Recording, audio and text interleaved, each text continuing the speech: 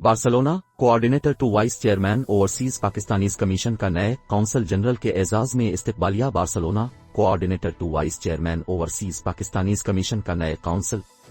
Barcelona Arshad Nazir Sahil coordinator to vice chairman overseas Pakistanis commission Chaudhry Imtiaz Lora की जानिब से नए काउंसल जनरल मिर्जा सलमान बाबर बेग के एजाज में बार्सिलोना के नवाही इलाके बाद अलूना में इस्तकबालिया दिया गया है। तकरीब से खिताब करते हुए मेहमान खुसूसी काउंसल जनरल मिर्जा सलमान बाबर ने कहा कि हम साबिक काउंसल जनरल इमरान अली चौधरी के कायम करदा मेयार को तो पीछे नहीं छोड़ सकते, मगर हम इसको कायम रखने की भरपूर कोशिश करेंगे। इमरान अली चौधरी ने पूरे यूरोप के लिए सरहदें खत्म कर दी थीं और लोग जर्मनी और इटली से आकर बार्सिलोना से पासपोर्ट बनवाते रहे।